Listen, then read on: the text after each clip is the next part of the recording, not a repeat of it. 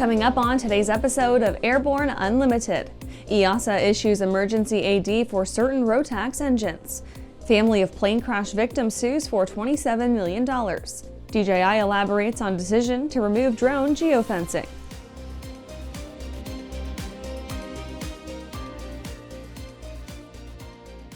Welcome to Airborne Unlimited. I'm your host, Holland Lee. Let's get into today's stories. EASA issues emergency AD for certain Rotax engines. The European Union Aviation Safety Agency issued an Emergency Airworthiness Directive for certain Rotax engines installed on various GA aircraft. Rotax previously notified owners of such aircraft about the issue through its own Alert Service Bulletin in December 2024. This AD represents an escalation from actions recommended in the ASB to mandatory corrective actions that must be accomplished. It applies to all models and all serial numbers of the following Rotax engines: 912 ISC Sport, 915 ISC-A, 915 ISC C-24, 916 ISC-A, 916 ISC-B, and 916 ISC C-24 series. The original reason for the ASB and now this AD is that the production line reported a deviation in manufacturing that caused an excessive amount of Loctite to be applied at the sprag clutch housing and/or oil spray nozzle of the affected engines. This may lead to blocking of the oil nozzle and possibly leading to inadequate cooling and damage to both generators. If this condition is not detected and corrected, an in-flight engine shutdown could occur and cause a forced landing with potential damage to the aircraft and injuries to occupants. After the break, presidential TFRs return to South Florida. DirectFly USA proudly introduces the new Alto NG, a single-engine, two-seat light sport aircraft for the North American market. This simple, all-metal aircraft design provides low maintenance cost, easy, comfortable access, and responsive flight controls. Equipped with a Rotax 912 engine and a ballistic parachute, the Alto NG is reliable and safe. Learn more about the Alto NG at directflyusa.com. Looking for a new generation of proven and efficient aviation power plants that boast modern engineering, electronic ignition, and both direct and gear drive systems? With 100 horsepower to 240 horsepower, the Skyline and Redline engines offer uncommon value in an overpriced industry. Whether you are looking for fixed wing or rotor, MW Fly Americas has been established to service the American market with dedication and expertise. MWFlyAmericas.com. Welcome back. Now let's take a trip around the patch for some shorter stories. Presidential TFRs return to South Florida. With Donald Trump returning to office for a second term, flight restrictions will be enforced over Palm Beach International Airport and other parts of South Florida. The new TFRs include a few changes since Trump's first term. VIP TFRs will take effect anytime Trump stays at the Mar-a-Lago Club in Palm Beach. They have a 10 nautical mile inner core and a 30 nautical mile outer ring, extending up to 18,000 feet. Any operators arriving at PBI when the TFR is active will have to register for gateway screening no less than 24 hours before the flight. Dier enters long-term lease at Florida Airport. Dier has had a long-term lease approved for its aerostructures manufacturing factory at Whittam Field Airport in Stuart, Florida. Dier acquired the facility in July 2022, and the lease will enable the company to pursue future development to establish an aviation industrial center. The factory is located on land owned by Martin County, whose Board of County Commissioners approved the lease. The 44-acre site houses approximately 440,000 square feet of production and support activities employing 700 people. Dier has already invested millions of dollars in training, equipment, and inventory. TSA tightens security for Hoton charter flights. TSA has proposed new rules requiring stricter security screening for passengers on Part 380 Hoton charters.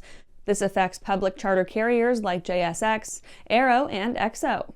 The changes fall under the 12.5 Standard Security Program, which is related to by-the-seat flights on aircraft over 12,500 pounds.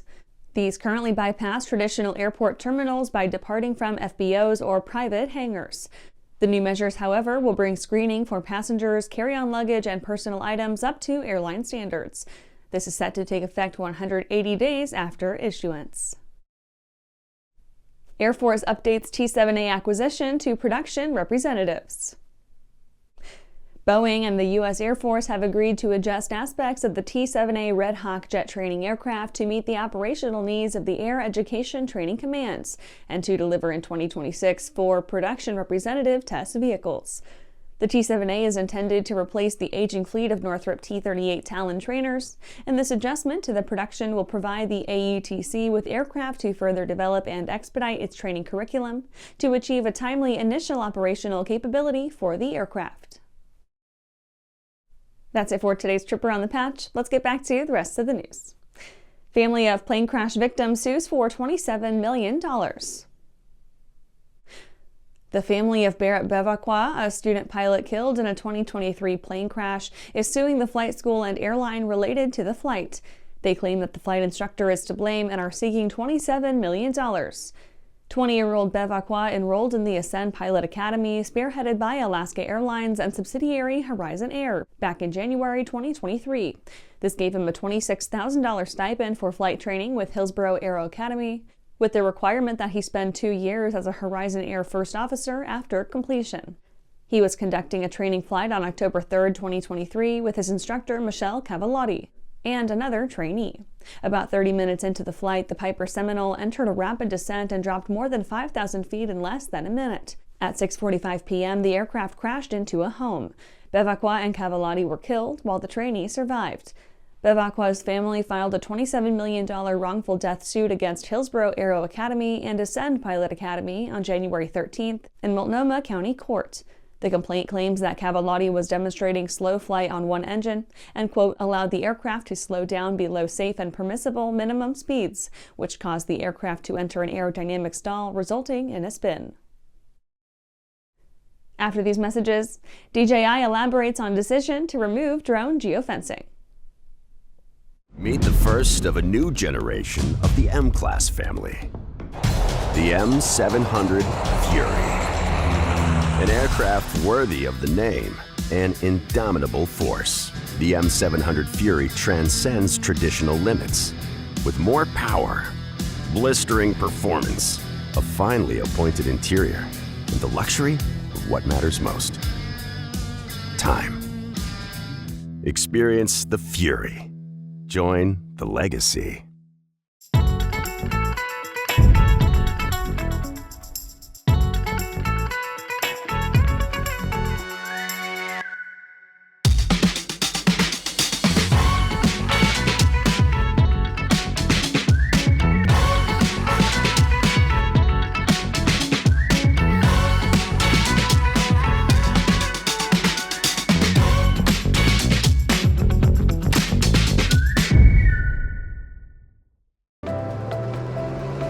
I'm currently using the Hartzell Talon, by far the best aerobatic propeller ever come out. I use the Trailblazer. It adds performance to the Super Decathlon and dependability, and it's rugged.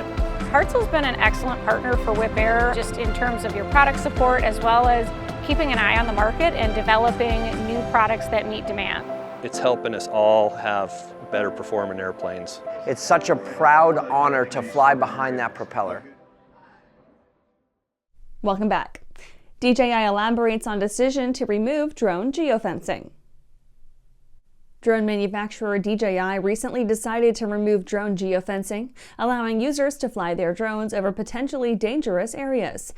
Though rumors of the update being politically motivated have been swirling, DJI argues that the timing was purely coincidental.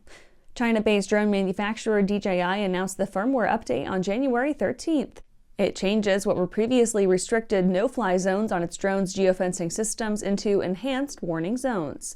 This means that the responsibility to avoid flight restrictions, including over the U.S. Capitol, wildfires, and airports, now falls purely on each drone pilot instead of automatic GPS blocks. DJI expressed that the geofencing removal merely places, quote, control back into the hands of the drone operators, in line with regulatory principles of the operator bearing final responsibility, end quote. It aims to better align with new FAA drone regulations, like remote ID and low-altitude authorization and notification capability. The manufacturer stated, quote, we had planned to roll this update in the U.S. months ago, but delayed the implementation to ensure the update would work properly, end quote. Whether or not this is true, the company's timing could have been better. The decision comes just a few days after one of DJI's drones collided with a Super Scooper water bomber over the Palisades fire. And that's our show for today. You can catch episodes of Airborne on YouTube, Roku, or Fire TV. Just search for Aero-News or Airborne. And don't forget to follow us on social media. Thanks for watching.